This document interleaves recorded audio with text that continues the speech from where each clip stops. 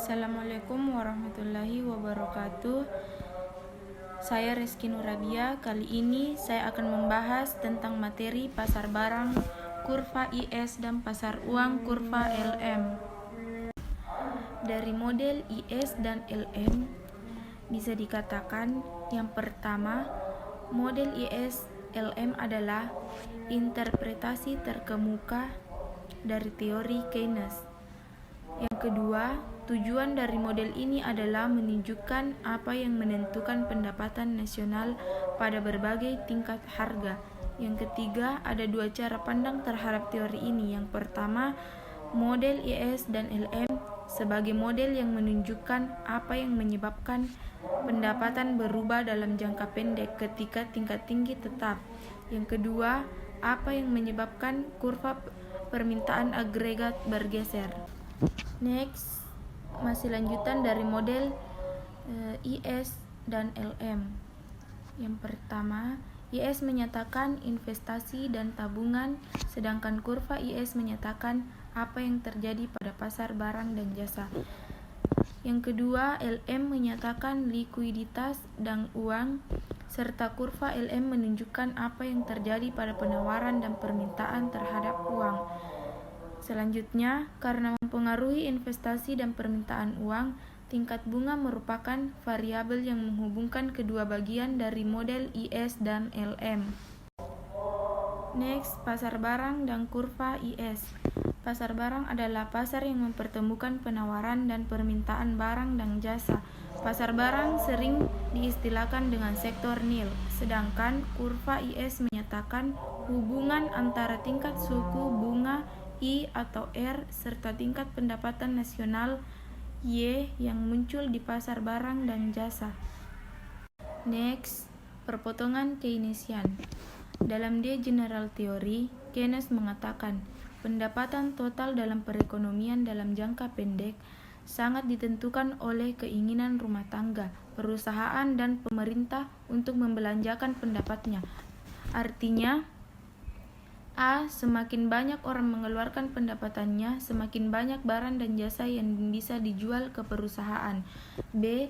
Semakin banyak perusahaan menjual, semakin banyak output yang diproduksi dan makin banyak pekerja yang dikaryakan. Selanjutnya, masalah selama masa resesi dan depresi, pengeluaran yang tidak cukup, dan perpotongan Keynesian berupaya membuat model dari kedua pandangan ini. Adapun pengeluaran yang direncanakan. Perbedaan antara pengeluaran aktual dengan pengeluaran yang direncanakan.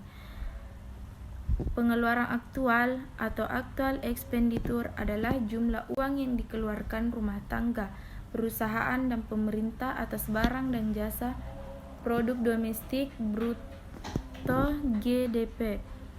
Yang kedua, pengeluaran yang direncanakan atau planned expenditure adalah jumlah uang yang akan dikeluarkan rumah tangga, perusahaan, dan pemerintah atas barang dan jasa. Next, determinan pengeluaran yang direncanakan. Dengan mengasumsikan bahwa perekonomian adalah tertutup sehingga ekspor neto adalah nol. Rumus E sama dengan C plus I plus G, di mana E yaitu pengeluaran yang direncanakan, C jumlah konsumsi, I investasi yang direncanakan, dan G perencanaan pemerintah.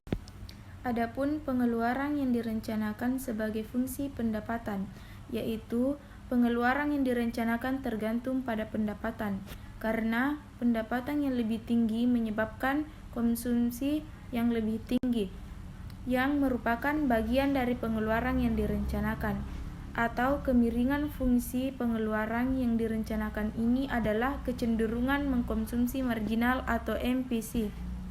Next, perekonomian dalam equilibrium. Asumsi bahwa perekonomian berada dalam equilibrium ketika pengeluaran aktual sama dengan pengeluaran yang direncanakan. Asumsi dasar, rencana yang telah terrealisasi tidak dapat diubah lagi. Dengan mengingat bahwa Y sebagai GDP tidak hanya sama dengan pendapatan total tetapi juga dengan pengeluaran aktual total atas barang dan jasa.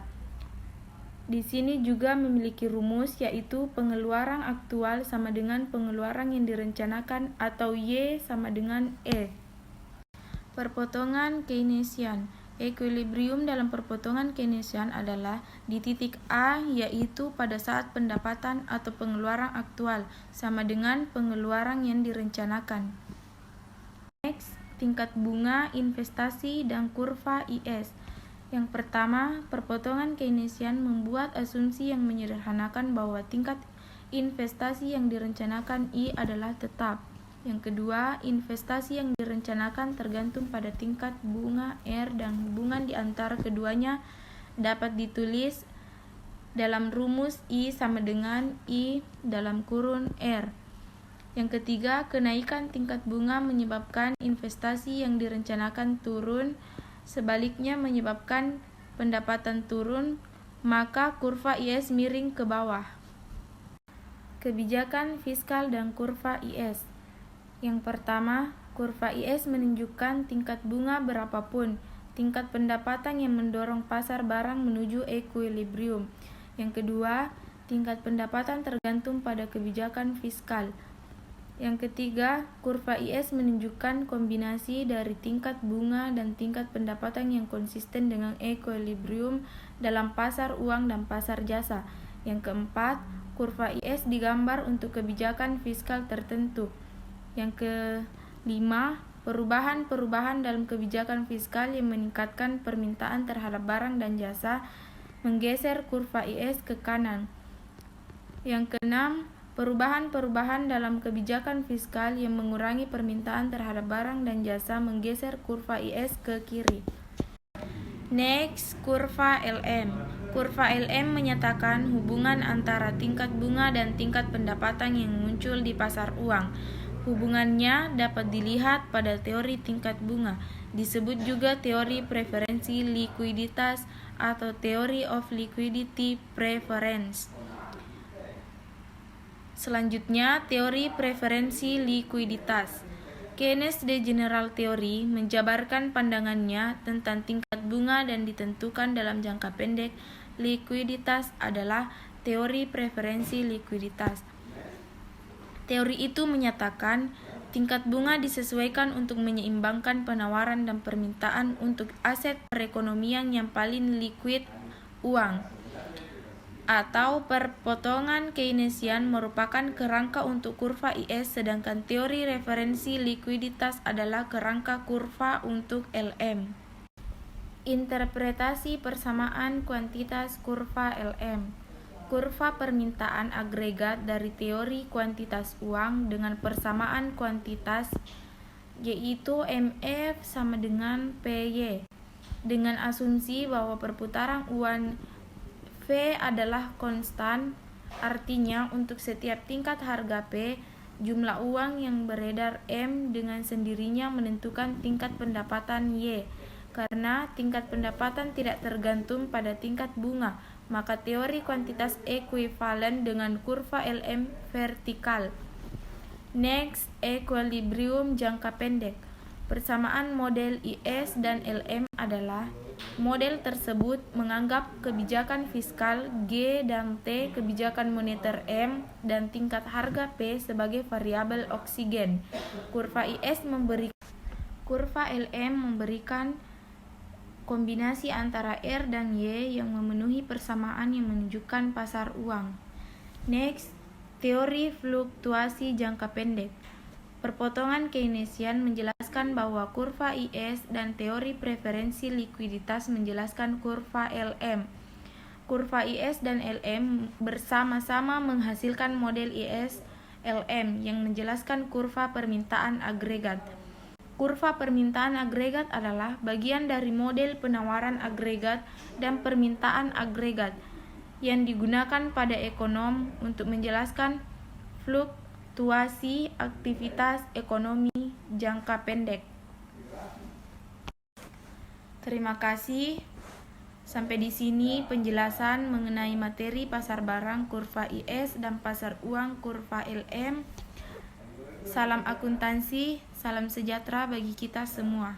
Assalamualaikum warahmatullahi wabarakatuh.